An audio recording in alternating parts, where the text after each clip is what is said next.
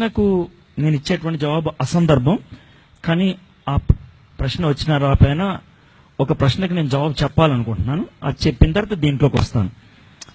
ఈ మధ్యకాలంలో వాట్సాప్లో, తర్వాత ఫేస్బుక్లో, రకరకాలైనటువంటి సోషల్ మీడియాలో పిడి సుందర్రావు గారి యొక్క సవాల్ ఒకటి విసురుతా ఉన్నారు చాలా మందికి. ఏమనంటే డిసెంబర్ 25వ తారీఖున క్రిస్మస్ కాదు, ఎవడైనా ఉంటే నా దగ్గర రండి అని కొంచెం అసందర్భమైనటువంటి పదాలు ఉపయోగించడం అనేది జరిగింది. క్రిస్మస్ గురించి అడిగారు కాబట్టి అసలు ముందు క్రిస్మస్ గురించి ఒక మాట చెప్పి ఆ తర్వాత ఈ మెగా క్రిస్మస్ గురించి జవాబు చెప్తాను. ఓకే. యేసుక్రీస్తు ప్రభు వారు ఏ రోజు పుట్టారో ఎవరికీ తెలియదు, మనకి తారీఖు తెలియదు. ఉన్నది ఉన్నట్లుగా చెప్పాలంటే చరిత్ర. అయితే యేసుక్రీస్తు ప్రభు వారు ఏ సంవత్సరంలో పుట్టారో మనం చెప్పొచ్చు, ఏ సంవత్సరంలో పుట్టి ఉండొచ్చు అనేది. మొదట యేసు ప్రభు పలానా సంవత్సరంలో పుట్టినుంటాడేమో అనే ఉద్దేశంతో క్యాలెండర్ పెట్టారు. ఆ క్యాలెండర్ గురించి కూడా తర్వాత నేను చెప్తాను. గ్రెగేరియన్ క్యాలెండర్ అంటారు. 547లో డినేషియస్ ఎక్సూజియస్ అనేటువంటి ఆయన ఆ క్యాలెండర్ ని ప్రతిపాదించాడు. అంతకుముందు ప్రపంచంలో 4-5 క్యాలెండర్లు ఉండేది. గ్రీకు వాళ్ళకు ఒక క్యాలెండరు, హిబ్రూలకు ఒక క్యాలెండరు, ఇలాగా చైనా వాళ్ళకు ఒక క్యాలెండరు, ఇలాగా హిందువులకు ఒక క్యాలెండర్, కొంతమందికి కొన్ని క్యాలెండర్స్ ఉండేవి. క్యాలెండర్ అంటే కాలాన్ని కొలిచేది. కాలాన్ని కొలవాలి అంటే కనుక ఏదన్నా ఒక రిఫరెన్స్ పాయింట్ పెట్టుకొని దానికి ముందు వెనక అంటారు. ఒకవేళ మనం పల్లెటూరు వెళ్ళాం అనుకోండి, చదువు లేనటువంటి వాళ్ళని, మీకు బాబు ఎప్పుడు పుట్టాడంటే తుఫానికి 2 రోజుల ముందు, పండక్కి 3 రోజుల తర్వాత అంటారు. అలాగే రిఫరెన్స్ పాయింట్ ఉండాలి. అయితే అప్పట్లో ఇలాగ 5-6 రకాల క్యాలెండర్స్ ఉన్నాయి. అయితే డినేషియస్ ఎక్సూజియస్ అనేటువంటి ఆయన ఒక మ్యాథమెటిషియన్. ఆయన గణిత శాస్త్రంలో బాగా ప్రావీణ్యత కలిగిన వాడు, అదే కాకుండా బైబిల్ పాండిత్యం కలిగిన వాడు. అయితే ప్రపంచమంతటిని ప్రభావితం చేయగలిగేటువంటి సన్నివేశం ఏంటి, ప్రపంచం ఏ సన్నివేశాన్ని బాగా గుర్తిస్తుంది అనే ఉద్దేశంతో ఆయన ఆలోచించాడు. ప్రపంచంలో ఎవరు బాగా ఉంటారని సన్నివేశాలు, వ్యక్తులు ఆలోచించినప్పుడు 3 వ్యక్తుల గురించి ఆలోచించాడని. 3 వ్యక్తులు ప్రపంచాన్ని బాగా ప్రభావితం చేశారని. ఒకటి అలెగ్జాండర్, రెండోది జూలియస్ సీజర్, మూడోది జీసస్ క్రైస్ట్. అయితే అలెగ్జాండర్, జూలియస్ సీజర్ అనేక మందిని చంపి పేరు తెచ్చుకున్నారు. అయితే జీసస్ క్రైస్ట్ తానే ప్రాణం పెట్టి ఆయన ఈ లోకాన్ని రక్షించడానికి ఇష్టపడి పేరు తెచ్చుకున్నాడు. అందుకని జీసస్ క్రైస్ట్ యొక్క జన్మదినాన్ని కేంద్రంగా పెట్టుకొని ఆయన క్యాలెండర్ ని సృష్టించాలి అని అనుకున్నాడు. ఇది మన క్యాలెండర్ రావడానికి కారణం. ఆ విధంగా జనవరి 1వ తారీఖు కొత్త సంవత్సరంగా వచ్చి క్యాలెండర్ రావటం అనేది జరిగింది. ఆ విధంగా క్యాలెండర్ వచ్చింది. కాబట్టి యేసు ప్రభు యొక్క జన్మాన్ని డివైడింగ్ పాయింట్ గా పెట్టుకొని ఆయన క్యాలెండర్ పెట్టడం జరిగింది. ఇది 547లో జరిగింది. అయితే 1607లో జోహనస్ కెప్లర్ అనేటువంటి ఖగోళ శాస్త్రవేత్త యేసుక్రీస్తు ప్రభు వారు పుట్టినప్పుడు ఆకాశంలో ఒక నక్షత్రం వచ్చిందని, ఆ నక్షత్రాన్ని బట్టి తూర్పు దేశపు జ్ఞానులు వచ్చారని చెప్పుకున్నారు కదా. మరి ఆకాశంలో కనుక ఖచ్చితంగా నక్షత్రం వచ్చినట్లయితే ఆ నక్షత్రం ఏంటో ఖగోళ శాస్త్రవేత్తగా నేను తెలుసుకోగలుగుతాను అని పరిశోధన మొదలుపెట్టాడు. 3 సంవత్సరాలు చేశాడు. 1607 నుంచి 1609 దాకా. 1609లో ప్రపంచానికి ఆ నక్షత్రం ఏంటో చెప్పాడు. చాలా మంది అనుకున్నట్లు అది ఒక నక్షత్రం కాదు కానీ గ్రహాల యొక్క కూటమి. గ్రహాల యొక్క కూటమి అంటే గ్రహాలన్నీ ఒక చోటకి రావు కానీ వేరు వేరు కక్షల్లో తిరుగుతున్నప్పుడు కూడా మానవ కంటికి ఒకే గ్రహం లాగా కనబడతాయి అనమాట. మార్స్, జూపిటర్, యురేనస్ ఈ 3 గ్రహాలు కొన్ని వేల సంవత్సరాలకు ఒక్కసారి ఒక లైన్ లో వస్తాయి. అంటే ఒక దాని వెనకాల ఒకటి ఉంటాయి. దాంతో ఒక కొత్త నక్షత్రం లాగా కనబడుతుంది, బాగా వెలుగుతో కనబడుతుంది. తూర్పు దేశపు జ్ఞానులు దాన్ని చూసి దాన్ని ఆధారంగా రావటం జరిగింది. దాని యొక్క ఎపిక్ సెంటర్ అంటే దాని యొక్క కేంద్రము జెరూసలేం కాబట్టి జెరూసలేంకి వచ్చి జెరూసలేంలో ఉన్నటువంటి రాజు హేరోద్ దగ్గరికి వెళ్ళారు. వాళ్ళు ఎందుకు ఆ విధంగా వెళ్ళటం జరిగిందనంటే ఈ ఖగోళ శాస్త్రవేత్తలు మన పారసీక సంస్కృతికి చెందినటువంటి వాళ్ళు.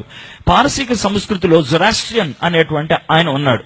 జొరాస్ట్రియన్ అనేటువంటి ఆయన అవస్థ అనేటువంటి ఒక బుక్ రాశాడు. అవస్థ, జంద్ అవస్థ అంటారు కదా, జండుబామ్ కంపెనీ వాళ్ళు పారసీకులు జంద్ అవస్థ అనేటువంటి పుస్తకం రాశారు. అది పారసీకుల యొక్క జొరాస్ట్రియన్ మతం యొక్క పవిత్రమైన గ్రంథం. ఆ గ్రంథం 5వ అధ్యాయంలో ఏమని రాశాడంటే, లోకాన్ని విమోచించేటువంటి రక్షకుడు జన్మించినప్పుడు ఆకాశంలో ఒక తార వస్తుంది, ఆయన రాజుగా వస్తాడు అని రాశాడు. కాబట్టి రాజుగా వస్తాడు కాబట్టి రాజుగారి ఇంటికి వెళ్ళి అడిగారు, మీ ఇంట్లో బాబు పుట్టాడని. అప్పుడు హేరోదు మా ఇంట్లో ఎవరు పుట్టలేదని ఆయన పరిచారకుల్ని పిలిచినప్పుడు, యాజకుల్ని పిలిచినప్పుడు వాళ్ళు మీకా గ్రంథాన్ని తీసి బెత్లెహేములో అని చూపించారు. అయితే ఈ జోహానస్ కెప్లర్ ఆ యొక్క 3 గ్రహాల యొక్క కలయిక ఎప్పుడు జరిగిందో కరెక్ట్ గా పిన్ పాయింట్ చేసి, మనం అనుకునేటప్పుడు క్రీస్తు శకం 1లో కాదు 4 BCలో అని చెప్పాడు. సో దాంతో యేసుక్రీస్తు యొక్క జన్మము 4 BCలో అనేటువంటి విషయాన్ని సంవత్సరం విధంగా ప్రపంచవ్యాప్తంగా శాస్త్రీయమైనటువంటి రుజువు దొరికింది. ఇది అయిపోయింది, ఒకటి అయిపోయింది. సో మనకి ఇప్పుడు సంవత్సరం తెలుసు, యేసుక్రీస్తు ప్రభువారు 4 BCలో చనిపోయారని. దాంతో పాటు ఇంకొక రుజువు కూడా దొరికింది. ఎలాగనంటే ఏప్రిల్ 3వ తారీఖు క్రీస్తు శకం 29లో యేసుక్రీస్తు ప్రభువారు శుక్రవారం చనిపోయారని. దాంతో 33.5 సంవత్సరాలు పర్ఫెక్ట్ గా సెట్ అయిపోతుంది. సో ఆ విధంగా మనకి జీసస్ క్రైస్ట్ యొక్క బర్త్ డే, డెత్ డేకి మనకు ఒక విధంగా డేట్లు దొరికినట్లు అనిపించింది అనమాట. అయితే మనకి తెలిసినట్లుగా యేసుక్రీస్తు ప్రభువారు సంవత్సరం తెలుసు కానీ మనకి తారీఖు తెలీదు. అయితే యేసుక్రీస్తు ప్రభువారు డిసెంబర్ 25న పుట్టిన ఉండొచ్చు అని ఎవరు తీర్మానించారు, ఎవరు నిర్ణయించారంటే, ఇప్పుడు మనకు పల్లెటూరులో టీచర్ దగ్గరికి పిల్లోని తీసుకొచ్చి ఎవడ మా పిల్లోని జాయిన్ చేసుకోండి అంటారు. అరే వీరికి బర్త్ సర్టిఫికెట్ ఉంటుందా అంటే ఉండదు. ఇది ఎప్పుడు పుట్టాడంటే తెలీదు. అప్పుడు టీచర్ గారు ఏదో తారీఖు వేస్తారు, ఏప్రిల్ 1, సెప్టెంబర్ 1, ఆగస్టు 1, జనవరి 1 వేస్తారు. ఎందుకంటే వాళ్ళకి కరెక్టే తెలియదు కాబట్టి. యేసు ప్రభు యొక్క జన్మదినం ఆ విధంగా వేశారు. ఈ విధంగా జన్మదినం డిసెంబర్ 25 అని నిర్ధారించినటువంటి వ్యక్తి ఎవరంటే కాన్స్టాంటినోపుల్ అనే చక్రవర్తి. కాన్స్టాంటినోపుల్ అనే చక్రవర్తి 323 క్రీస్తు శకం 323లో నికేయా అనేటువంటి ఊరిలో, ఇటలీలో నికేయా అనేటువంటిది ఒక ఊరు. ఆ ఊర్లో ప్రపంచవ్యాప్తంగా 318 మంది క్రైస్తవ నాయకుల్ని, బిషప్ల్ని పిలిపించాడు. ఆ టైంలో అందరికంటే బాగా ఎక్కువ ప్రాతినిధ్యం కలిగినటువంటి వ్యక్తిగా ఉన్న క్రైస్తవ నాయకుడు అథినేషియస్ యొక్క నాయకత్వం కింద 318 మంది బిషప్లు వెళ్లారు. మన భారతదేశం నుంచి కూడా ఒక బిషప్ వెళ్ళాడు. ఆయన పేరు బిషప్ జాన్. కొచ్చిన్ నుంచి ఆయన వెళ్ళటం జరిగింది. 318 మందిలో ఒకడు, 323లో. వాళ్ళు అక్కడ కూర్చొని యేసుక్రీస్తు గురించి ఒక సూత్రం రాశారు. దాన్ని నికేయ విశ్వాస సూత్రం అంటారు. మీరు ఎవరన్నా లూథరన్ చర్చికి చెందిన వాళ్ళు ఉన్నట్టయితే ఖచ్చితంగా దాన్ని ప్రతి ఆదివారం కూడా చెప్పుతూ ఉంటారు, నికేయ విశ్వాస సూత్రం అనే దాన్ని. ఆ టైంలో యేసుక్రీస్తు యొక్క జన్మదినాన్ని కాన్స్టాంటినోపిల్ ప్రతిపాదించాడు. ఏమని ప్రతిపాదించాడంటే, డిసెంబర్ 25వ తారీఖున సూర్య భగవానుని కొలుస్తారు. అయితే కాన్స్టాంటినోపిల్ యేసు ప్రభుని ఆయన అంగీకరించాడు దేవుడని. మొట్టమొదటి క్రైస్తవ చక్రవర్తి అయ్యాడు. ఆయన ఏమన్నాడంటే, డిసెంబర్ 25వ తారీఖున సన్ని అంటే సూర్యుడిని గాడ్ గా కొలవటం విషయం కాదు. It is not good to worship sun as God. అది ఇంగ్లీష్ లో అన్నమాట. సూర్యుణ్ణి దేవుడు అని కొలవటం బాగదు. We have to worship son of God. మనము దేవుని కుమారుణ్ణి ఆ రోజు ఆరాధించాలి అని ఆయన యేసుక్రీస్తు యొక్క జన్మదినాన్ని డిసెంబర్ 25 అని ప్రతిపాదించాడు. మనకి ఇయర్ తెలుసు. ఆయన ప్రతిపాదించిన తారీఖు డిసెంబర్ 25వ తారీఖు. అప్పటి నుంచి డిసెంబర్ 25వ తారీఖుని వాళ్ళు క్రిస్మస్ గా ఆచరిస్తూ ఉన్నారు. మరి యేసు ప్రభు జన్మదినం డిసెంబర్ 25 అయితే జనవరి 1వ తారీఖున ఎందుకు సంవత్సరాన్ని డివైడింగ్ పాయింట్ గా పెట్టారు? ఇది మనకు వచ్చే ప్రశ్న. యూదులు చేసే పని ఏంటంటే, ఒక బాబు పుడితే గనక 8వ దినాన్న మందిరానికి తీసుకెళ్లి ఆ బాబు పేరు జనన లిస్ట్ లో రాసి ఆ రోజు తనని సెన్సస్ లో యాడ్ చేస్తారు. యేసు ప్రభు ఒకవేళ డిసెంబర్ 25వ తారీఖున పుడితే 8వ రోజు అంటే ఏదో వస్తుంది, జనవరి 1వ తారీఖు వస్తుంది. అందుకని ఆ రోజు లెక్కల్లోకి వచ్చాడు. సో అప్పటి నుంచి జనవరి 1ని డివైడింగ్ పాయింట్ గా ఆలోచించడం మొదలు పెట్టారు. అందుకనే డినేషియస్ ఎక్సూజియస్ జనవరి 1 డివైడింగ్ పాయింట్ గా పెట్టి క్యాలెండర్ ని ఆయన సృష్టించడం జరిగింది. ఇది చరిత్ర. మనకి యేసు ప్రభు ఎప్పుడు పుట్టాడో డేట్ తెలీదు, మనకి ఖచ్చితంగా నెల తెలుసు. ఇంకో మాటలో చెప్పాలంటే, గొల్లలో బయటకు వచ్చి వాళ్ళు గొర్రెలు కాసుకునేటువంటి కాలము 3 months లో ఉంటది. నవంబర్, డిసెంబర్, జనవరి ఈ 3 నెలలు మాత్రమే గొల్లలు ఇశ్రాయేల్ ప్రాంతంలో బయటికి తీసుకొచ్చి రాత్రిపూట కాసుకుంటూ ఉంటారు. ఇది జరిగేది.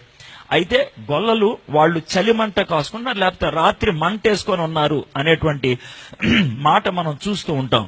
దాన్ని బట్టి మనం ఆలోచించాలంటే యేసు ప్రభు యొక్క జన్మ ఇంకా పిన్ పాయింట్ చేయాలంటే డిసెంబర్ 15 నుంచి జనవరి 15 ఈ నెల మధ్యలో ఎప్పుడో ఒకప్పుడు జరిగి ఉండాలి. ఇంత క్లోజెస్ట్ పాయింట్ కు వచ్చిన తర్వాత యేసు ప్రభు యొక్క జన్మదినం డిసెంబర్ 25 అని ఎవరో ప్రతిపాదించారు. ప్రపంచమంతా ఆ రోజు జ్ఞాపకం చేసుకుంటున్నారు. కాబట్టి మనం కూడా జ్ఞాపకం చేసుకుంటే ఏముంది? అసలు విషయం ఏంటంటే యేసు ప్రభు పుట్టాడని నమ్మితే చాలు, ఆయన మన కోసం సిలువ మీద చనిపోయాడనే విషయాన్ని గుర్తిస్తే చాలు. యేసు ప్రభు ఈ లోకంలో పుట్టినందుకు గొప్పోడవలా, ఆయన ఈ లోకంలో పుట్టి మానవుడిగా మన కోసం చనిపోవటం అనేది గొప్ప. ఆయన శిలువ మరణము పునరుద్ధానం మనకు రక్షణ తీసుకొచ్చింది. ఆ కార్యానికి ఆరంభం అనేది క్రిస్మస్ అనేది కాబట్టి, జన్మదినం కాబట్టి జన్మదినాన్ని ఆచరిస్తున్నాం. పండగ చేసుకున్నంత మాత్రాన పరలోకంలోకి వెళ్ళాం. ఒకవేళ క్రిస్మస్ ఆచరించకపోతే రే నువ్వు క్రిస్మస్ ఆచరించలేదు, కనీసం నా పుట్టినరోజు కూడా చేయబా, పో నరకానికి అని వేసే అండవు. ఒకవేళ తప్పు దినాన్న మనం యేసుప్రభు జన్మదినాన్ని చేసుకుంటే నీకు ఆ మాత్రం ఇంగిత జ్ఞానం లేదురా, నేను డిసెంబర్ 25 పుట్టానని ఎవడన్నాడ్రా అని యేసుప్రభు ఏం తిట్టడు. అర్థమైందా? కాబట్టి ఇంత స్పష్టంగా ఉన్నప్పుడు ఎందుకు అంత పెద్ద పెద్ద అపవిత్రమైనటువంటి చెడ్డ పదాలు ఉపయోగించాల్సిన అవసరం లేదు. కబడ్దార్, చీల్చేస్తా, పిండేస్తా అని అనాల్సిన అవసరం లేదు. యేసుప్రభు పుట్టాడా లేదా అది చెప్పు నాకు. పుట్టాడు కదా, సంవత్సరం కరెక్టా కాదా, ఓకే కదా, ఈ 3 నెలల్లో ఏదో తారీఖు కదా, ఓకే కదా, సరే నేను డిసెంబర్ 25 చేసుకున్నా, నువ్వు ఏ రోజు చేసుకుంటా చేసుకో అంటే అయిపోలా. దానికి చీరుస్తా, చండ్రాడుతా, అది ఇదని ఉపయోగించాల్సిన అవసరం లేదు. సరే ఇప్పుడు క్రిస్మస్ విషయం అయిపోయింది. అయితే